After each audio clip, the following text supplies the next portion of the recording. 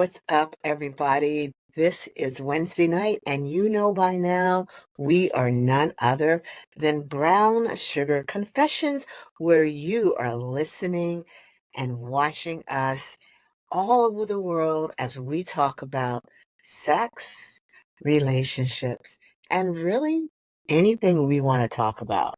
Now, I'm going to tell you right now, this is going to be a really funny show. Make sure if you haven't done so, go to YouTube right now. I'll give you 30 seconds. Go under Brown Sugar Confessions. Make sure you like and subscribe because there's going to be some hot guy, hot girl, hot whatever your gender thing coming up really soon. You don't want to miss it. So make sure that you go to Brown Sugar Confessions at YouTube and go to our Facebook, Instagram, all under the same banner, Brown Sugar Confessions. And if you want to go to TikTok, and that is where I live, even though I haven't posted lately, I need to get back on that, Katie. You can go there under Doc Val Popple, and I'm going to have the link to all these social media handles for you. So make sure that you go like and follow and subscribe.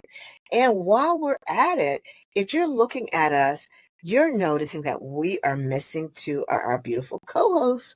You know, it's back to school time. People are getting kids ready, their young adults ready to go back to college or go back to high school, junior high, wherever their kids are going. And so they're out and about getting things ready. And Miss T is in Atlanta working on a new endeavor. We're going to keep you posted with her success as to what she's doing. And we're super excited for her. We love KD, not Katie, we love Miss T always and forever. She's a part of us. Yes. And you know, Treese is doing what Treese does with whomever. Anyway, so today, today we have none other than KD. So I am Doc Val, and I am on the West Coast. I will be here for a month. I'm in Berkeley. I am working on a couple of projects I want to talk to you guys about really quick.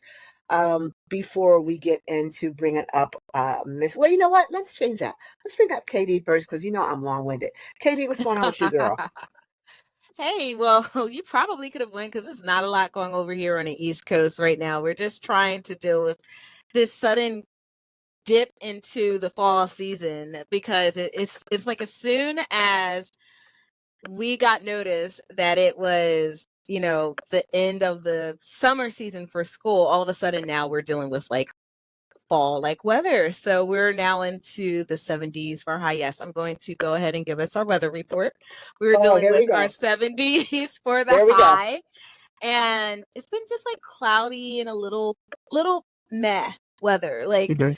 as soon as the holiday weekend passed, we went straight into the meh weather. So I think that all the kids going back to school just kind of took all of that bright sunny energy away and, yeah.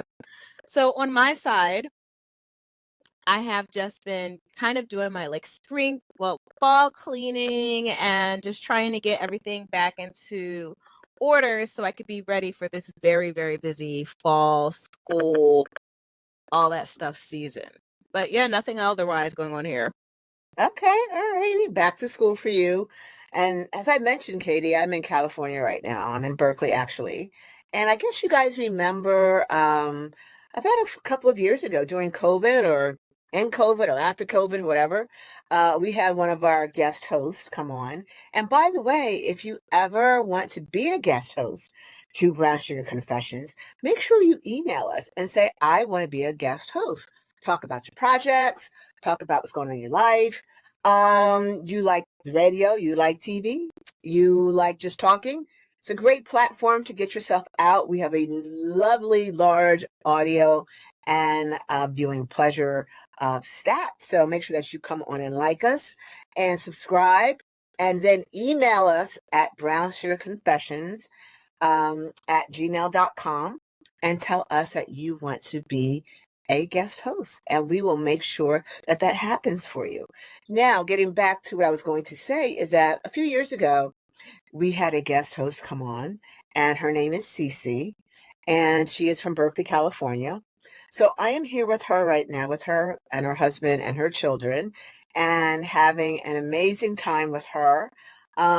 She is actually going to come on the show again. And there is a huge announcement that's coming out from CC. Ooh. It's huge. I will tell you, it's huge. It's a huge announcement. So she's coming on probably the week in a couple of weeks. Her and her husband, and so you do not want to miss this show. This is going to be one of our opening for the season coming up, and really, you don't want to miss this show. That's all I'm going to say. It's going to be really quite amazing. So I'm out here for that show, and I'm also doing an episode for Prison Wives, and Ooh. so talking to wives that have husbands that are in prison and what they go through and how they create relationships and intimacy and when their partners are incarcerated. So the women are not going to show their faces. They want to stay anonymous, and we respect that. We're going to change names. But yeah, that's our second big show that's coming out of California. Californians are so progressive. They're so progressive. They're much more interesting, KD, than the weather. Oh, if you say so, because I'll be honest, I guess I have a few questions for our prison wife because I couldn't even imagine. Like, let me tell you something. I'm married now, but I've already told my husband, you go to jail for anything besides defending me and my honor, Right? sweetie, because I'm not sticking around. So I couldn't even imagine. I don't quite Did you? understand the women that go out of their way and marry someone. Like, we're not, because I don't know if this person's going to be the case, but there's really a demographic of like women that will search out and specifically marry someone who is in prison. So not like, oh, my something happened, my husband, beat up someone that harmed our family and now he's in prison. It's like, oh, I met him, he was in prison and he committed mass murder or something. Like, I don't get it. I really don't understand it, but maybe she could shed some light for us. I'm interested. Yeah, I'm quite interested in that. I like what you said. I don't know. It's one thing, I guess, if I'm married to him now and he committed a crime.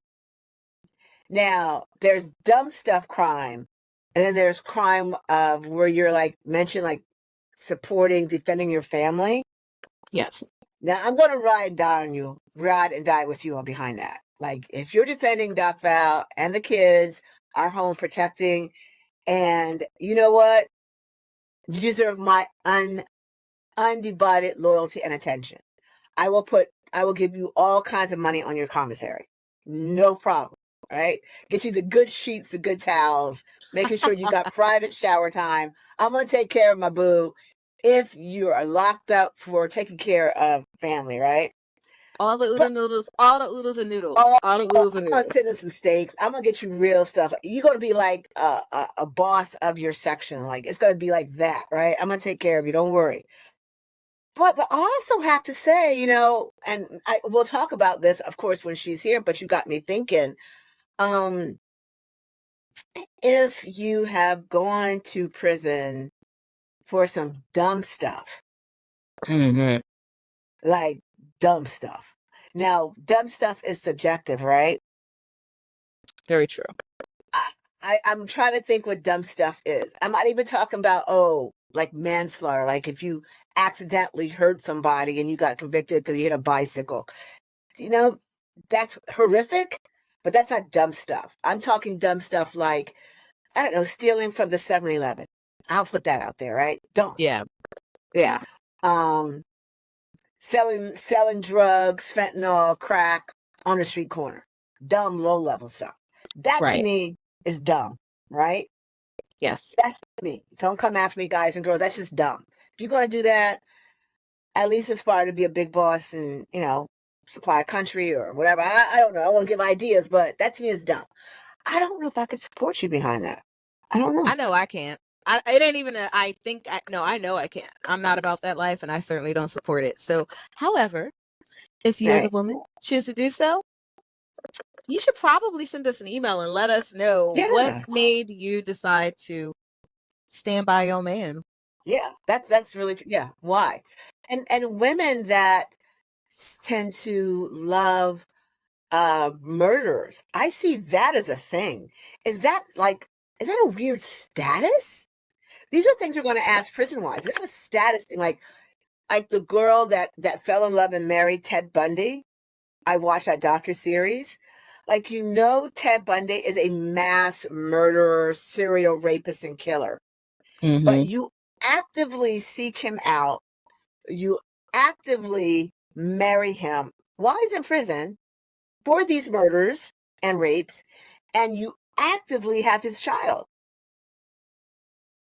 Number one, just like, why? Number two, the stigma of having Ted Bundy's child. Number one, I'd be afraid for the baby. That's just me. Yeah. Like, Yes. DNA, I'll be like, the moment you come out of old girl, we need to go to a psychiatrist. Make sure your crying is right. Because you know what? Daddy's DNA is in you, and I don't want you doing something crazy. I think that's something people forget about, how important and how there is sometimes a thing that's happening chemically that causes people to do those Absolutely. things. So when you ignore that, you may be kind of setting yourself up and your child up for failure. That's that's a thing. It's important. That's the thing.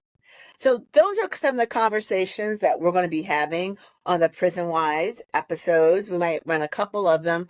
So make sure that you guys like and follow. Go to YouTube. It's going to be live, as I said. Starting next week, all the shows are going back to live because you guys have asked for it. So we're going back live again. We love live personally. So catch us live on YouTube and Facebook and Instagram, wherever you can get Brown Sugar at. We'll be monitoring getting your questions answered. And then we are going to talk to John and Selena. And tonight's episode kind of ties into them a little bit. Well, actually a lot. Do rich people have better sex? And we're going to delve into, like, why do they have better sex? And how is it that they can create whatever where they can have better sex? And what's the demographic of having better sex if you're rich? And so we're going to carry that into Selena and John when they come on and asking them questions, being that they are rich. And what is rich, right? Right. So y'all have better sex because you're rich. And so if you're rich and you're listening, make sure that you send us an email, and you might want to come on and talk about what it is being rich and why being rich makes it that you're having better sex. That would give us one more aspiration for us poor folks why we shouldn't want to be rich. So that we can have some better sex. Yes. Yes. Yeah. Questions that need answers. So we've got a lot of fun things coming up. You guys don't want to miss anything. Make sure you like, follow, go everywhere for Brown Sugar Confessions. So KD, what's going on in the world? Well, listen, I don't know for you if you've been paying attention to what's been going on like the social media Hollywood kind of chats. But these guys have been showing up and showing out left and right in the YouTube / podcast. Did you hear about, I think we spoke a little bit last week about Cam Newton and the interview that he had. I can't recall if we did or not. But I don't recall, but go ahead. Within the last week or so, we've had Cam Newton do an interview. We've had Nick Cannon give a brief interview, as well as Tyrese. And all of these three men in Hollywood have really kind of all said something that really was interesting to me. So for those who don't know, Cam Newton is an athlete, former athlete. He's a man that has 8 children. Nick Cannon, if you don't know, is I don't know, is he like a rapper? He wasn't really a rapper. He's kind of more like an entertainer. We'll just call him an entertainer. I don't think he ever really rapped. He has 12 children, and Tyrese has 1. And the one thing that all of these men have all said in their interviews was, or should I say they have all spoke about their fears of marriage. So despite the fact that they have all had children, they all are very afraid of marriage. And I find that to be very interesting because on a personal level, I'll be honest, I would have way more fear of being in a relationship, having a child, than I would being married. And the reason that is because to me, children is a very huge commitment. Mhm. And once you share your DNA with someone and kind of connect with them, you can't undo that. You're kind of connected in some way, shape, or form pretty much for the rest of your life. And if nothing else, for at least 18 years, at least if you're doing so responsibly. But each one of these men have now hopped on line and on different interview platforms and said that uh, they don't believe that having multitudes of children really is as big of a commitment as getting married. So, Doc Val, I actually want to ask you, what do you think of that? Do you think that marriage is a bigger commitment than bringing a child into the world? I think that bringing a child in the world is a bigger commitment than marriage. That's what I personally think. Um, if you go back to yesteryear, of course, the latter didn't happen until you had the former. You get married, but we are this generation or generations, my generation, they were like, the heck with that. You don't need to be married. You want to have a kid or whatever, right? But I do think that uh, a commitment of having children is a greater responsibility and commitment because you're bringing in life, you're bringing in a soul. And there's a huge responsibility to love and nurture that little soul that you've been given, so it can be a productive member of society. So, yes, to me, that is a greater responsibility. And so, are these guys that choose? Now, here's my question to you. So, what's his name? The singer Tyrese? Is that what his name? Yes. Okay. So Tyrese was married, and he has one child. Yes. Okay. So he's getting divorced, from what I understand, as well. He is getting divorced. So he's I believe about to lose, according to him, he's about to lose 50% of his assets due to divorce. Yes. Okay. Boo hoo. So anyway, Tyrese, boo hoo to you. At least, what can I say about Tyrese? He's married. It didn't work out. He's got one kid. And he's saying what? He doesn't want to get married again. He's supposed to have a bunch of kids, basically.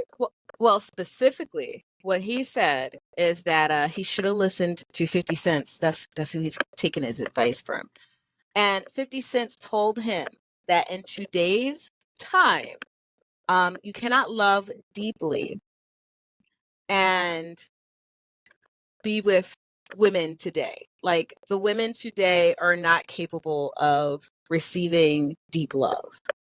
And instead, they're only in it. And this is not the words he said specifically. He said that you can't love deeply with these women today. But what I believe the unspoken part is that they are only in it for the money. And here is my problem with that. I believe that when you make it to Hollywood, there is a certain type of woman that most of these people have access to, for the most part. So they're going to these very high-end restaurants, they're going to these very expensive places, and there are people who put themselves there just so they can get with celebrities. And when you are interacting with people at that level, yeah, you're going to get women that really might just be trying to get access to you for money. Right. And I think that a lot of these guys are victims to that. I don't really want to say victims, but they are sensitive or whatever to that. And they find themselves with women, for lack of better term, that they consider to be gold diggers. Okay. And when you find when you're looking for a very specific aesthetic, when you're looking for a very specific like level of woman that you can take to certain types of places, you're putting yourself in a position to potentially end up with someone who may only be interested with you for your money. But it's fascinating that instead of acknowledging the steps that they've made and how they found themselves in this position, they then say that this is the situation that all women are in. All women are just with you for your money. and they are not capable of love anymore. Right. So that's basically what Tyrese said. And Tyrese is pouring his heart out, saying that he's basically not going to try to not fall in love again. Well, that's unfortunate that he's taking his advice from someone like 50 Cent that hasn't been successful in finding love. You are who you project and hang around with, in my opinion. There's so many other people that he could have hung around with that are beautiful examples of love, that he could choose to surround himself with and to be mentored from, about how to protect and honor that commitment that you have. But he chooses someone like 50 Cent because that's what he just wants to emulate and fit that model. Now, here's what I'm gonna say to our listeners that are of substantial value. Be it you were born rich, you became rich, you're a trust fund baby, and or you got rich because of the work that you did. I mean, or whatever.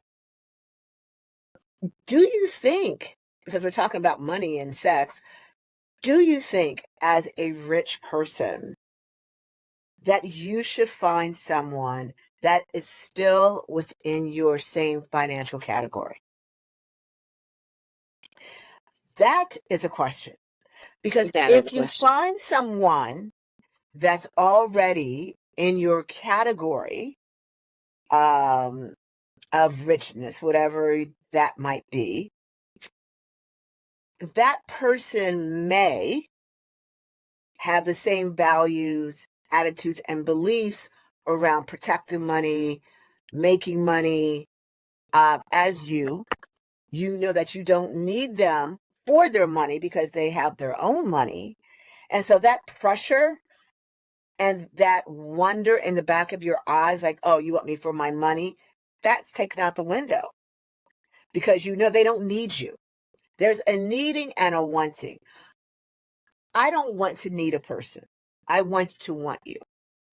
When you need somebody, you get desperate and you will lose a lot of your own values, attitudes. Your beliefs will fall to the wayside because you're needing that individual.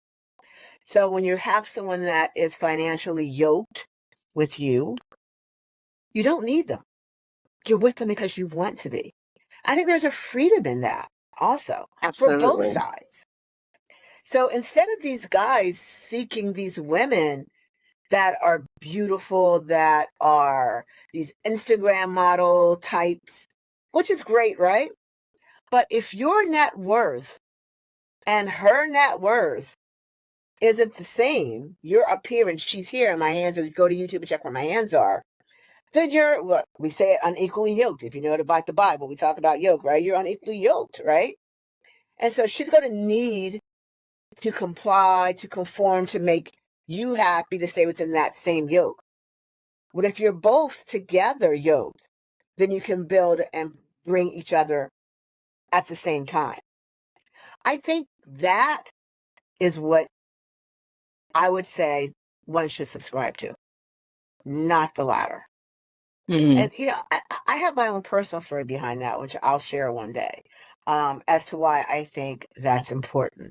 Okay, so go to this other guy, the one that has the 8 kids. Well, you know what? I think we can come back to him in a minute because it is already time for our first break. No, it's not really. Oh, yes, it is. So, everyone, we're going to come back to this. I want you to go ahead, grab your drinks, grab your snacks, and we'll be back on Brown Sugar Confessions in a few moments.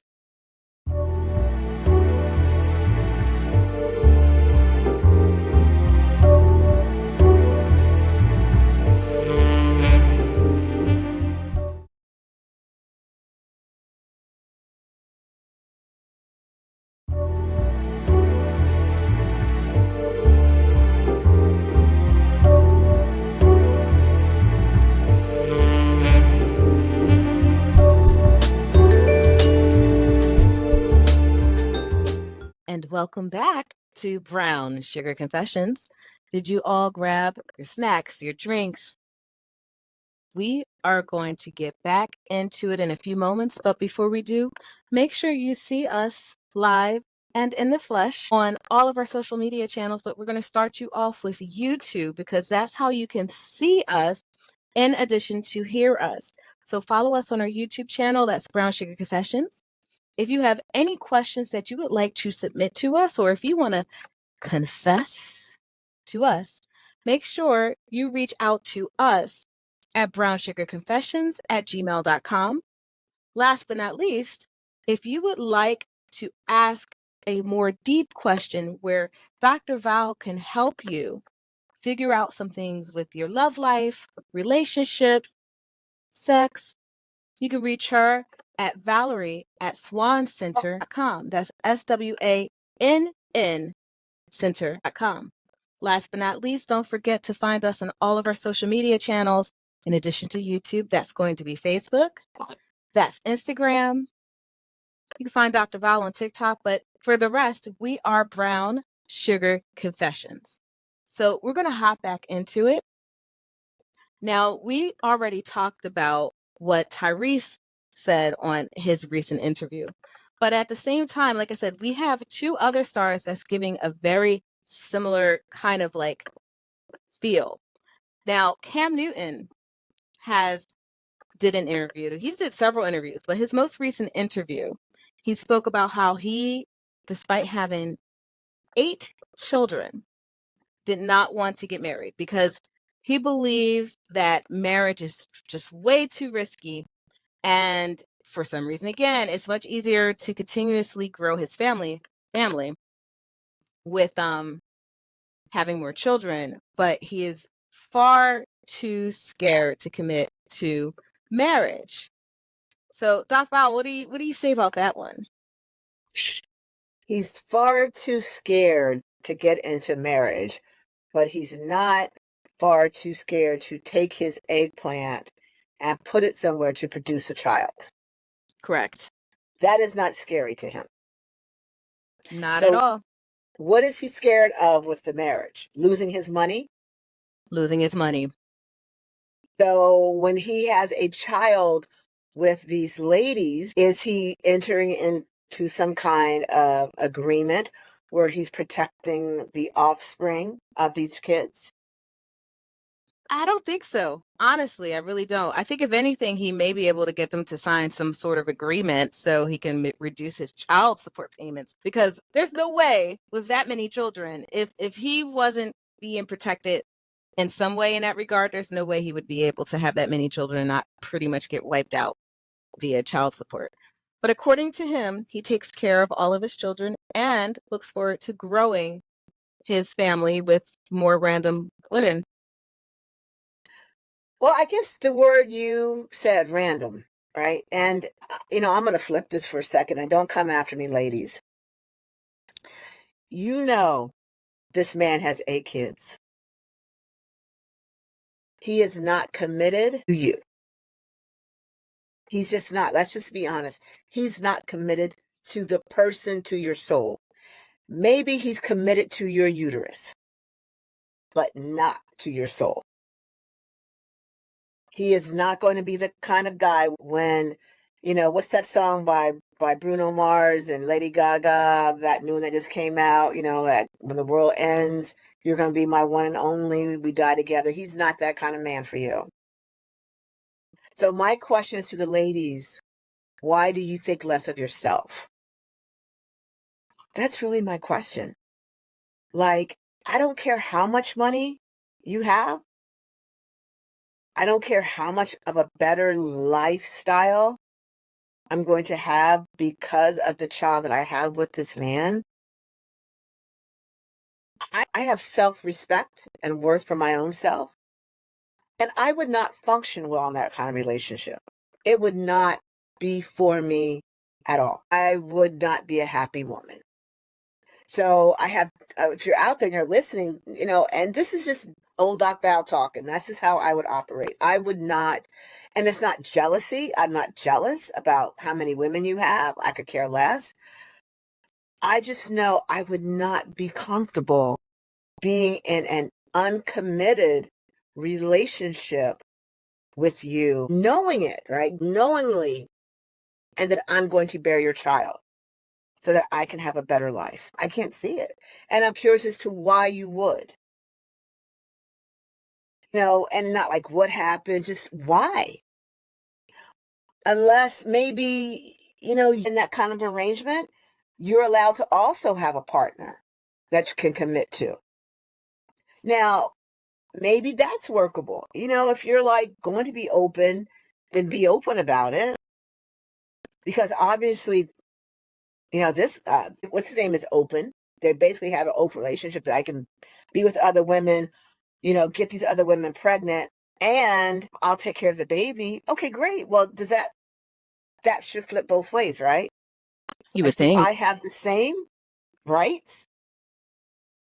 Can I think a lot of these people do though, because I'm not what I'm not finding is that many of these guys stay in very long committed relationships. Now Tyrese is a different conversation. Right. Your Cam Newton, your Nick Cannon. I mean, there's one thing that you definitely said that I think is important, and that is there's no way you can't know with that type of celebrity status. Like at this point, when you are now looking at being, say, Nick Cannon's mother number 13, or however, it may not be number 13, but the mother of his 13th child, you can't at this point say, well, I didn't know. Because everyone knows, the entire world knows. Same thing with Cam Newton. He has 8 children. Everyone knows this. So if you choose to be the mother of his 9th child, there's no way you're not going into it and thinking either, okay, well, I'm okay with being the 9th mother, or maybe in some sort of arrangement and knowing that, okay, well, I'm going to get a couple of dollars out of the situation. I don't think many of these women, because one of the things you don't see is them complaining about it.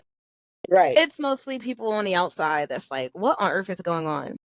So if a guy is okay with it and the girl is okay with it, I guess that's fine. What I find fascinating is how so many of these guys are willing to have so many children and don't see a commitment issue with that, but still is super frightened of a marriage. Right. It's just weird to me. It is weird to me. I don't get it. It would not nurture my soul to be with a man like that. Not at all. No. My soul I would be miserable internally, emotionally. I might look good because I can get my hair, my nails done, put on some nice clothes, have a nice car. To the outside world, I'm looking good, but internally, night when I'm laying in bed by myself and you're out with wife number 6 and their baby, and I'm laying in home holding my baby, knowing that you're out with girl number 6, it wouldn't work well for me. It would hurt my heart, honestly. Unless I was also within this conversation could have someone there for me. And if I'm a heterosexual woman or if I'm bisexual female, I don't know another man that's going to agree to that situation either. Right. Most men are like, wait a minute, you're laying down with Nick Cannon. You got his baby, but yet you want me to come in and be your side eggplant? I don't know. I think a lot of guys will sign up for that part, though. I think so too. I should take that back. I forgot who I was talking to for a minute. I forgot. You're right. I'm like, okay, I can do that. Yeah. Don't answer me, guys. Yeah, you would do that, right? I guess you would, but for me personally, nah, it wouldn't work for me. But that, again, does that go back to what it is to be rich and having sex? So that gets back right into our conversation about being rich, about having sex.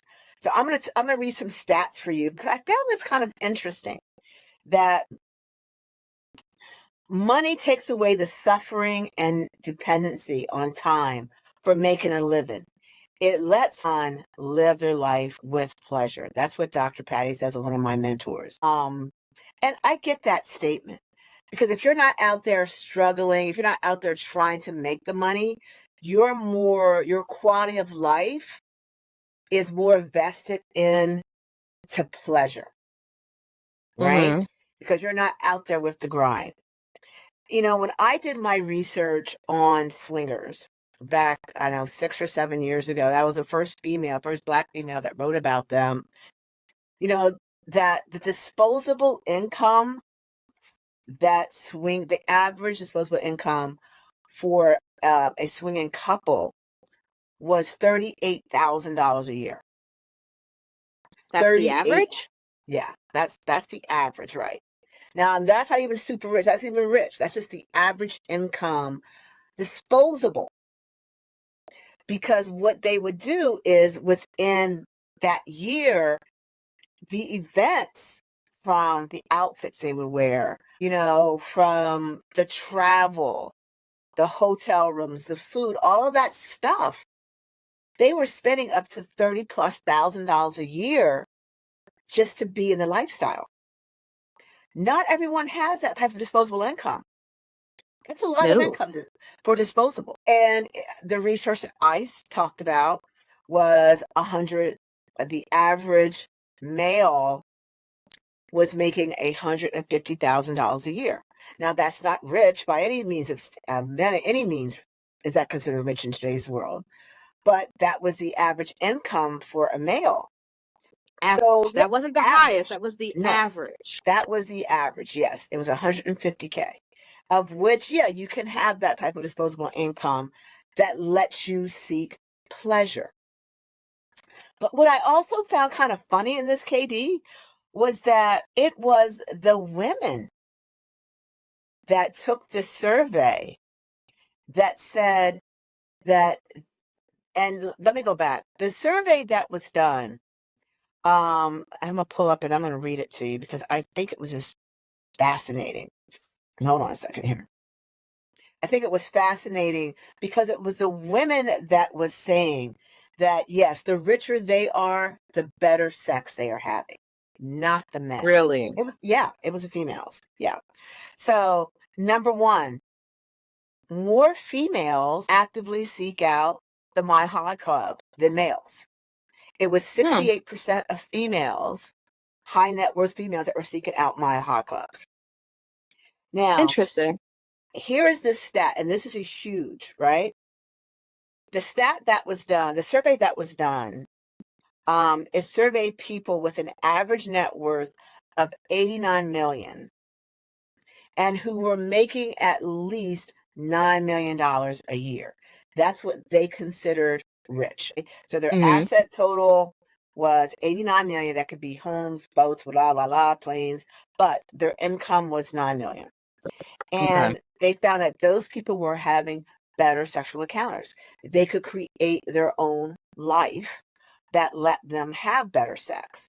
They got the best sex enhancement devices. Like from any kinds that right now, rejuvenation, integrative medicine, it's in every town, in every city, in every state. From you can get O-shot, P-shot, PT41s, peptides, you name it. There's a conglomerate of things that one can get so that they can increase their longevity, have better sex longer, et cetera, et cetera. And these things cost money. And 9 times out of 10, your insurance company is not going to cover them. Right. So, for example, for an O-shot, which is an orgasm shot for women, that gives you, they use your own blood, your stem cells, and they inject it back into the vaginal area. And I won't get into that right now.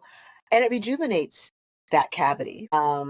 Women are shouting to the rooftops that they're having so much better sex because of it. However, the cost, and right now I'm in California, right, is $2,200 here. How long does that last? Anywhere from 3 to 6 months. So $2,000 every 3 to 6 months to have a slightly better O. Mm-hmm. Yeah, that's definitely not for the working class. It's better. Yeah, no, it's better. It's better. Yeah, it's much better. Now, I've been a test subject in a couple of these things, and I will tell you that O-shot is really no joke. Oh boy. It does what it's supposed to do, for sure. But $2,200 in California. Now, where I live in Delaware, it's $1,800. That's a lot of money. That is a lot of money. And insurance is not going to cover it. The P-shot for men, that's the same price tag, around $1,800 to 2,400 in Delaware. Again, some with their erections, etc., greater orgasms, stronger erections, etc. That's a lot of money. Again, the rich have to play that game. Mm-hmm. So I get that. So they also find themselves, if they have more money, that they throw caution out to the wind, and they're more willing to experiment, which bet. leads to better sex. And I bet you, and this is completely speculation on my part, but I'm willing to bet as well that having a certain amount of financial freedom would give people the capability to take more risks. Because Yeah. if you are someone who is working class one, you may not have a lot of time because you're working. You can Right. start there. Mm-hmm. Not being tired all the time because you've worked extra hours is probably enough in and of itself. But also having more freedom to do something that could potentially come back to haunt you later. Like when you're in a certain, income bracket, you're not calling the shots, even in terms of like your position in a lot of environments. So if you Right. are the person who's making all of the decisions and you're the person who's maybe at an executive level or a C level, chief financial, chief administrative officer, executive director, those type of roles, people who are in a higher level positions, even though they may have a lot of need to kind of keep their image clean, they have a lot more space financially to be able to help keep it clean, for one. And two, Right. they have the capability to tell people to mind their business because I'm the boss. Leave me alone. Right. So I think there is definitely something to that, but one for sure I think is time and having the capability to say, you know what, I'm going on a 3-week vacation, and in the meanwhile I'm going to have a lot of sexual activity fun in the process. Right, yeah. So they say it's difficult for them to identify adventurous sex versus erotic sex. And so I guess that's subject to speculation, right? Adventurous is mile high. Adventurous, they even interviewed people that own their own plane. Well, that's a whole nother level of money, right? That's a whole nother level. That's adventurous. But does it make it more exotic? I think the two and two play in hand. Perhaps. I'll be honest. I don't like airplanes that much, so that doesn't even sound interesting to me, but it's definitely, I guess, a bucket list for a lot of people, and having the cash flow to be able to do it without having to worry about someone running into you in a small bathroom closet on an airplane probably makes it a lot more pleasant of an experience. Right, right. The survey out of 1,000 people, couples, 72% of wealthy women say that they now have joined the Mile High clubs. 72 2% women have joined, women of a certain income bracket has joined the Mile High Club. Yes. That's crazy. Yeah. That's crazy. Comparative to 33% of males in that same income bracket. It's that varied, yes. 8%. Yeah. So what does that say? Is it like, okay, well, these men don't have time, or is it just that they're not as adventurous? Are women with more money more adventurous? That is a good question. I think women that have money are more adventurous. Number one, you can look good longer. You can get all kinds of fillers and Botoxes and whatever, which, I find myself in my 60s, the older I get, like the more adventurous I want to be. Like truly, because I've lived and I've experienced, I'm like, let's just go for it. I don't care. Just don't put me in a hospital. That's my only. That's you my only. Try it out as long as it don't land you in the hospital. Fair enough. That's my only safe word. Don't put me in a hospital. How horrible is that? That's my safe word. I've actually been don't put me in a hospital. They're like, really? Let's go for it. But I wonder, is it because I'm at my age back where I just don't give a heck anymore? I would have never said that to someone in my fees. Like my, I can't believe I'm saying this on the radio. Just don't put me into the hospital. Oh my goodness. Well then. Yeah.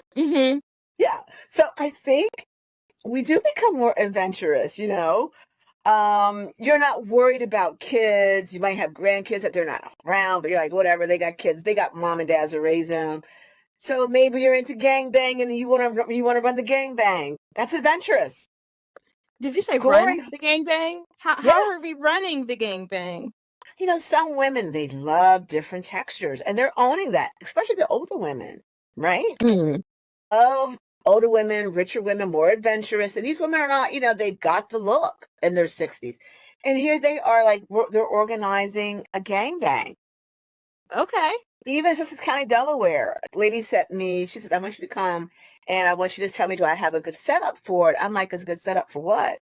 She's like, well, I want to make sure it's aesthetically pleasing and I want to make sure that no one is going to catch any things. I want to make sure I've got the right cleaning devices and all this stuff. So she wanted me to come do a protocol check, which I do for clubs. Mm. This is her home. Wasn't a club, just her private home. And I said, okay, I'll come check it out.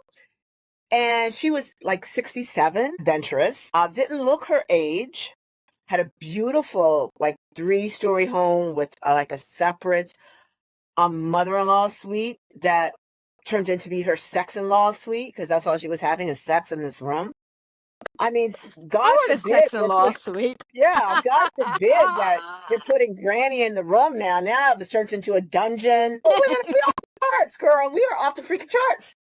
So I go in there and she's got a UV light set up to cleaning the tools with. I'm like, oh, very good, nice touch. Yes. Yes, UV lights. I'm like, nice. She's got a sanitization station. She's got glory holes where her husband, out of platform, like a plywood, have a stand and they cut in holes. And she wanted, because typically glory holes, from what I understood, I don't like those kinds of places for me personally, is where, the guy puts his anatomy, his eggplant through it, and women are glorying in that hole. Well, she wanted the glory hole where a woman could push herself through the hole and could take on pleasure. Okay. So it's a bigger hole where actually if I had to give you a visual, it's like she's on her knees more or less, and her butt and all of that is in the hole. So the hole is bigger. Okay. So Okay. the male or whomever can go into both holes in this glory hole. I thought I'd never seen it. I didn't even think of you could do that. Something that had crossed my mind. But that she had that was quite unique. And what she did with it, she was like, well, I don't want that. She even thought this is how women are. We are so lovely. She even thought about, like, the wood. And if you're using wood, how it could put splinters in the butts. I'm like, oh, that's a good idea. So she was taking the hole and she would put like she put like foam around the hole and then put leather around the hole so that as you're pressing against it for the female, that she's not being scratched by the hole. So I thought that was pretty ingenious of her. But again, older, rich woman being adventurous, having better sex. So, we're going to conclude this because there's a lot more I want to say to this subject. And then, as I mentioned, we're going to have actually rich couple come on and talk about, do rich people have better sex? But that's just an easy example of how being creative, because you've got money, because you've got time, it seems like women, again, are owning it, which I love, regardless. I love that, are having better sex when they're rich. So write to us at Brown Sugar Confessions. Tell us indeed if you want to be on the show, if you want to talk about that, because I think that's a fascinating subject. And I'm also going to let you know, Delaware, on October, I am actually running a Tantra class. And you guys do not want to miss this. It's the 20th. It's going to be in Millville, Delaware. I am going to be holding and hosting a Tantra workshop series. It's going to start at 10 o'clock up until 5. You don't want to miss that. So go to my website at swancenter.com. That's with 2 N's to get all that information around a Tantra workshop, the first one in our area. And I know we're out of time, aren't we, Katie? We are out of time. Yes. All right. Well, you know what we say always on Brown Sugar Confessions?